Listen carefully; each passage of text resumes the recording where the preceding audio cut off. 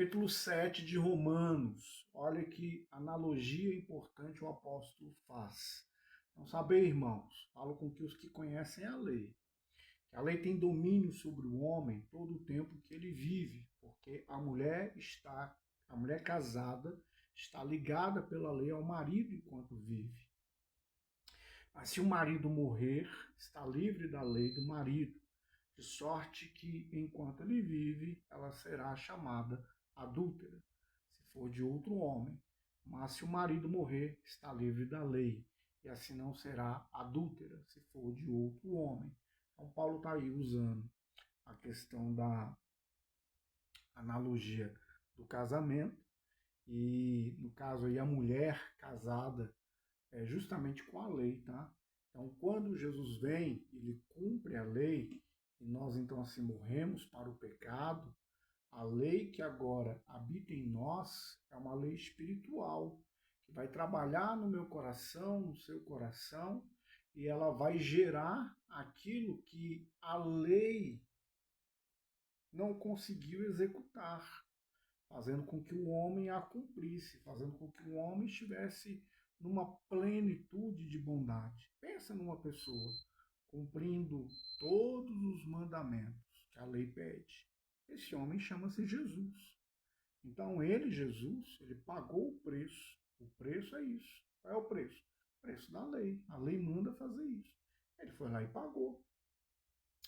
Então, no caso aí, nós estamos mortos justamente para o pecado, porque a lei agora, ela não tem como cobrar uma dívida, e a lei, ela é uma cobradora de dívida, tá?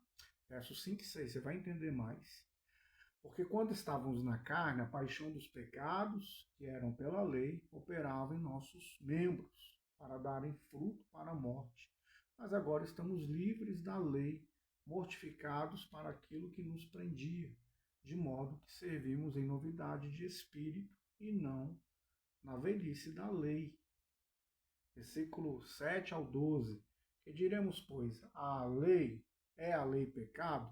Que até pela minha falha a leitura, muita gente vai entender, então a lei é pecado, de modo nenhum. Mas eu não conheci o pecado senão pela lei, porque eu não saberia o que é cobiça, se a lei não dissesse, não cobiçarás.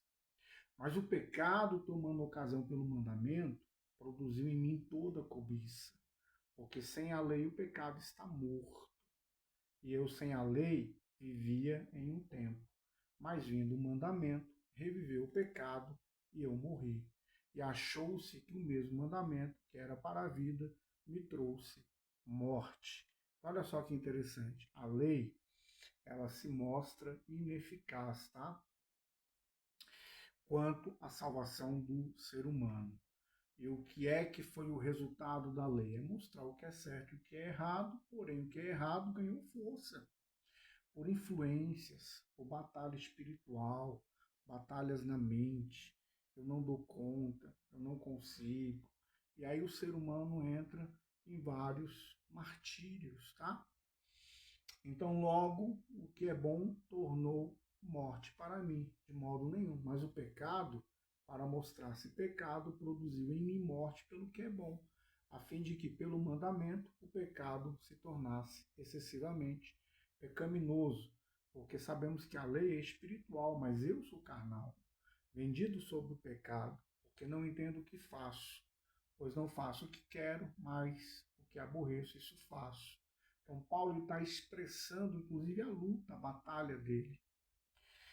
Versículos 18 ao 20. Mas se faço o que não quero, já não sou eu quem faz isso, mas o pecado que habita em mim. E sei que em mim, isto é, na minha carne, não habita bem nenhum, porque o querer está em mim, mas não o fazer.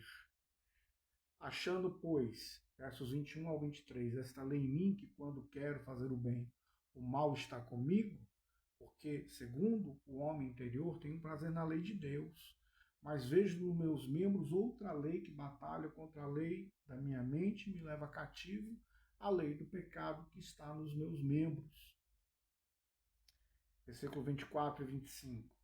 Desventurado homem que sou, quem me livrará do corpo desta morte? graças a Deus, por Jesus Cristo, nosso Senhor.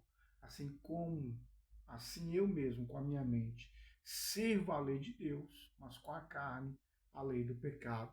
Então agora deixa eu explicar para você. A lei, o ser humano, ela ativou no ser humano o que é o erro e o que é o conflito. Se a lei ativa no ser humano o que é o erro e o que é o correto, mas dá força para o homem fazer o que é correto, 100% correto, ok. Mas não. A lei exige o cumprimento da sua totalidade. E no cumprimento da sua totalidade, nós vamos voltar para uma questão que é crucial no Jardim do Éden. O pecado do Adão e da Eva foi que os dois acharam que iriam andar e tornar-se independente. A lei vem e aponta para o homem que ele erra, que ele é errado, que ele não é suficiente. Isso aí traz um conflito mental, psicológico, conflito de decisões, conflito de performance. E aí o que acontece? Esse ser humano não dá conta. Aí Paulo ele fala de si mesmo. Olha só. Desventurado homem que sou, quem me livrará desse corpo da morte? Então ele está mostrando, até ele, Paulo, o conflito. Está sendo sincero. Mas ele dá graças a Deus por Jesus Cristo, nosso Senhor. Então aparece o Salvador. O Salvador tem nome, chama-se Jesus. Então, o capítulo 7 vai mostrar que a lei aponta, que a lei mostra o certo e o errado, mas ela não tem a eficácia de mostrar ao homem que ele está agindo e não está dando força ao homem. Melhor dizer, a lei não tem condição de fazer com que o homem tenha uma força espiritual para não fazer o errado. É por isso que Romanos capítulo 8, ele vai começar dizendo assim que nenhuma condenação há. Justamente porque nesse conflito de certo, de errado, a lei me apontando o tempo todo, eu tenho que fazer, eu tenho que ser isso, eu tenho que agir dessa forma, cobranças e mais cobranças. Vai gerar acusação, e a acusação vai gerar condenação. E é por isso que ele inicia o capítulo 8 da forma que nós vamos ver no próximo vídeo, tá bom?